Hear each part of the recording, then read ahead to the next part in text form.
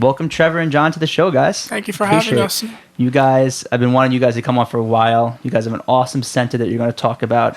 And there's a lot to talk about. You guys do a lot of different things, but I want to hear from you guys how you guys kind of came together and made the center, and if you could talk about it a little bit. Sure.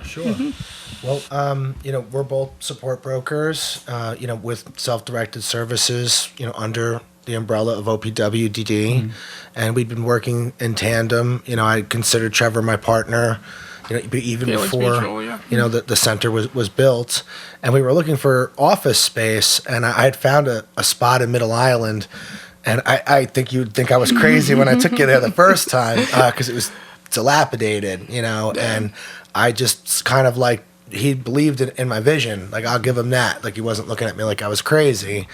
A little crazy. Good crazy. Yeah. But you know what? We made it work, man. Yeah. 2 weeks of hard work refurbishing the center, and we made it work. Looks great. The building opened up August 1st, and we came into it with the mindset to create a gathering place for folks that are self-directed. And Can you just talk anyone. more about that for people who don't know what self-directed is? Can you maybe go into a little bit about well, what that in New is? York State, there's a home and community-based waiver service under OPWDD called self-directed services, where the person who receives services can direct their own services. They have a circle of support, and they hire a broker, and that broker writes goals and writes safeguards around that person, and then the family chooses the staff. And then they are directing their own services, very different from some of the stuff we were talking about earlier in the show, where it's institutionalization. They made that move for community services, and here we are, two guys writing plans for people, and I really followed all of your work. I've always considered, we've been big fans of each other. Thank you. And I told Trevor on the way here, I was like, we would always send each other random texts, try to, collab as much as we could, but our work always was like so aligned. Like you were just in Northport. We weren't so close by, but you were always supporting me, and you've always been extremely generous and supportive, even though you have your own family, you got a lot going on, you weren't able to be at every event. Yeah. You supported us in many different ways. Absolutely. I appreciate that. But, it was sort of along the same lines of, here we were setting up social groups, like you and I both, and really wanted to build community amongst and the to talk about, for self-directed. the people watching this that may not be from our groups of Buddy Club and your center, can you talk about some of the events that you would hold and things like that? I was working for a different foundation, and I would host different events at Dave & Buster's and local parks, and we tried to have things be very, very easy and very cheap and very cost effective to the people coming to the events. And in that spirit, when I approached Trevor and I was like, we're going to make an office, but we could just have like a ton of people come there and just have fun. And like the idea was kind of born. And August 1st, we opened the doors, and our mindset was completely inclusive environment. We want people to come and just have fun. And we really pushed that. Everybody. We've had my son's best friend. They approached me about bringing down a troop of Boy Scouts for like a fitness night, because I have some background in fitness, and one of our best DSPs is a fitness trainer, and he helped me that night with the group, talking to them about warming up, and we ran outside in the parking lot a little bit and did some stretching. So like, in the spirit of an inclusive environment, we had 15, neurotypical kids that were there. Well, that's the point of a good center. It's not just open to people with different disabilities, strengths, weaknesses. You open the doors to everybody. And that's what we're trying to promote, is community inclusion. You don't have to be neurotypical. We're all one big community at the end of the day, and that's pretty much. I like our goal for the center. at this place called Thrive that I volunteer at. It's this thing, the sign in the bathroom, outside the bathroom, it says, "We don't care whatever you are, just wash your hands." It's like, very true. I think you can order online. I want to get that sign. That's actually good. That's really think of me every time you go and use the bathroom. But it's funny because that's what we have so many labels in today's society, and like you said, we've come a long way since those institutions. And it was before my time,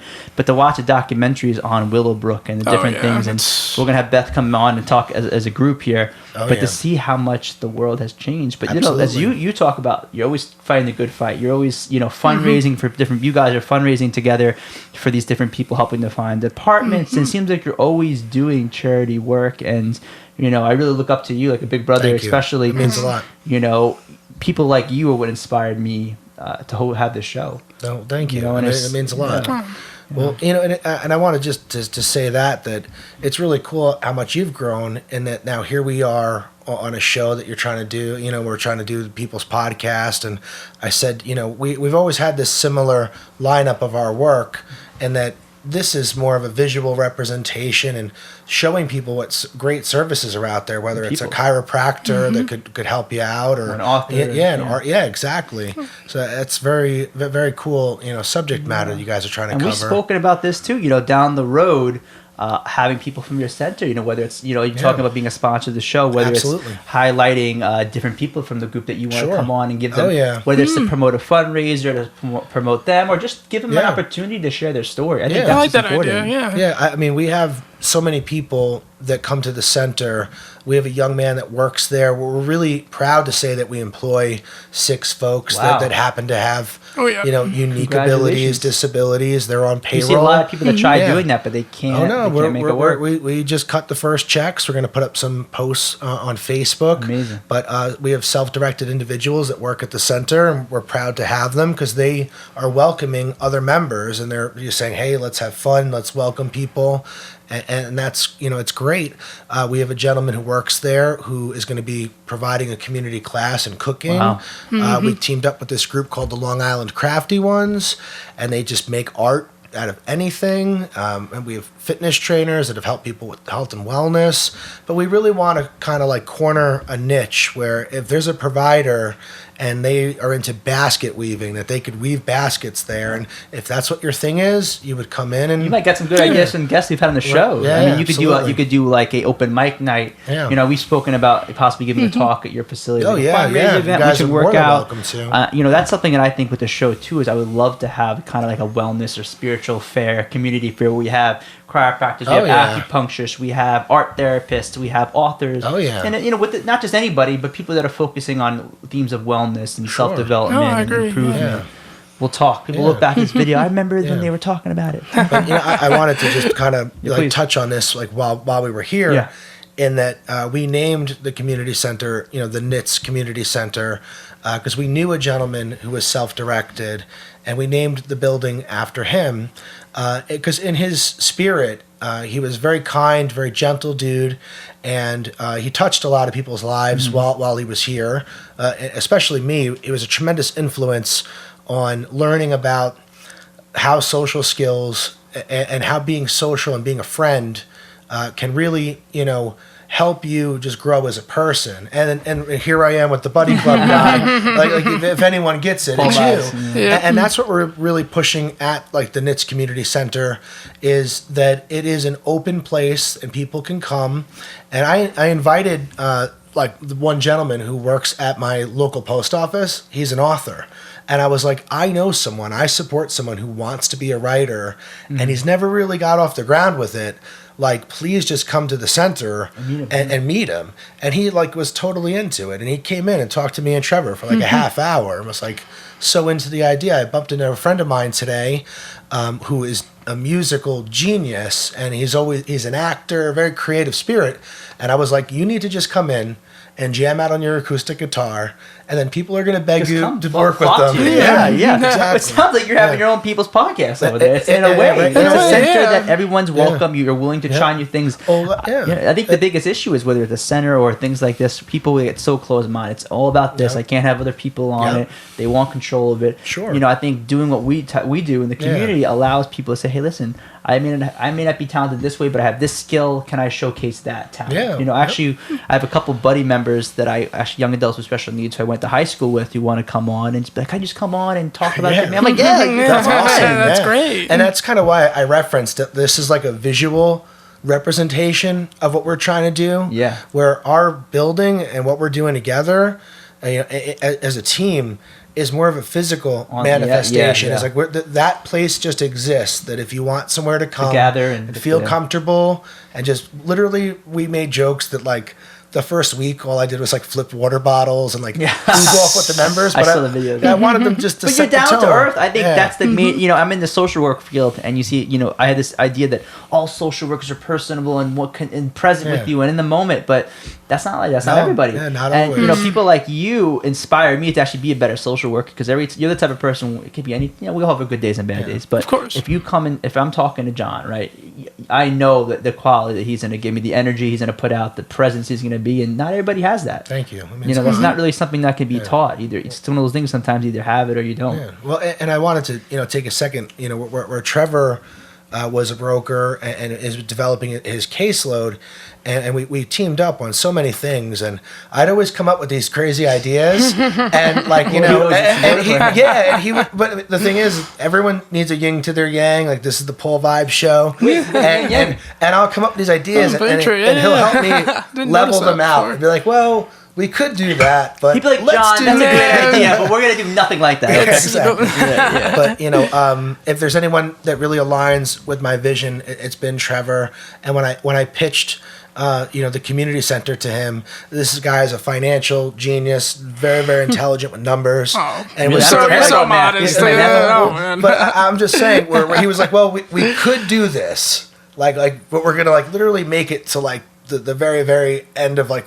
The existence of the company's like finances and you gotta be smart. You have a great idea, but if you go into too fast and you gotta have a good math genius with you. Yeah, exactly. But it really did work itself out in that we got the doors open and people flooded in and we were able to bill for an organizational membership through self-direction.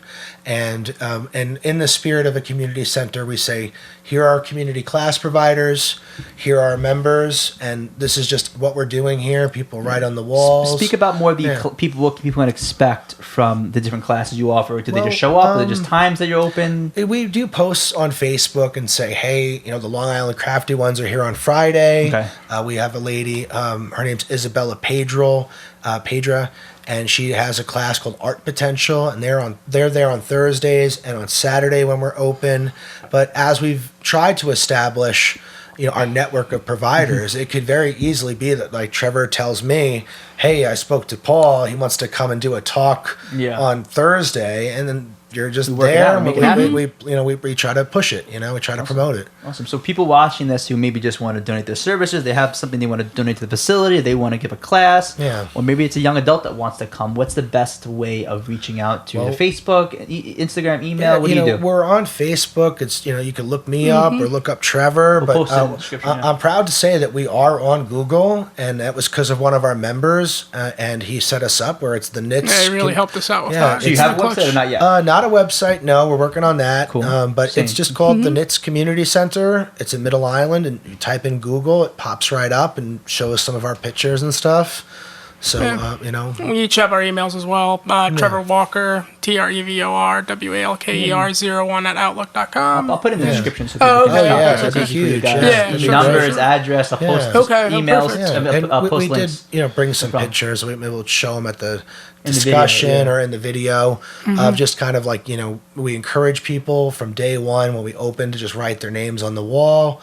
And we wanted to have some motivation just while we're there working in the office to remember why we chose the career path we chose. Like, you don't go in this field of social work or related subjects for the money. You got to do it because you love it. And, I think you guys can agree. I don't know about you, but there's been people in my life who've been supportive, but they're like, you sure it's the field you want to do? Yeah. And usually those people don't have that experience, whether it's going to Haiti, or whether it's the art therapy, or whether it's opening up a center, or for me with the buddy club and as a speaker, it's one of those things where you don't really know it unless you've experienced it. Definitely. I agree. And it was kind of funny, just along with what you were saying. If you find something that you do every single day, like I always tell people, like you can't change the world, and it's a quote from a song. It's like, you can't change the world, but if you find something you love and you do it every day, like eventually there will be a change. Your world changes. Yeah, exactly. Cool. And we've really found that, like that we've had so many people come in and they just have fun and feel comfortable, and that's like what we're going for. And then they're just become regulars, and they have their days that they come up and they're there, and that's one group, and then another group is there and they're doing their own thing. And what's important, and one thing I noticed when I ran my group as well, is that even if they drop in every couple of weeks, you know, they have, life happens, and there's no judgment. There's no where have you been? We have animosity. No, it's you come when you want. There's no pressure to come, but anytime you come, we're happy to have them whenever they would like to come. Yeah, Trevor it's their own personal resource. He reminds me, you know, it's a membership, and people can choose when they want to come, and you know, we have a group like Monday, Wednesday, Friday, and they play a lot of pool, and they might be playing a lot of video games because, you know, that's what they want to do. Yeah, exactly. And then another group is more. We have like the Tuesday, like morning, afternoon crowd that likes art more. Play cards. Exactly. Cards, What I would like to do, we spoke in the talk, is one thing I'd love to do, a little fundraiser or just food and a talk. But also, I would love to come in December. We're filming one episode and just, well, not one episode, we're filming one day of filming for the show, is whether it's bringing somebody from the center on. Oh, yeah. But also, I want to take my GoPro and film some stuff that we can use in the episode. Oh, yeah. That's great. Yeah. More than welcome anytime. We're going to see you guys in the group discussion, but thanks for coming on, guys. Sure, Thanks for bringing it in. Yeah, definitely. Thanks, man. Yeah, I'll shake your hand. I don't think you.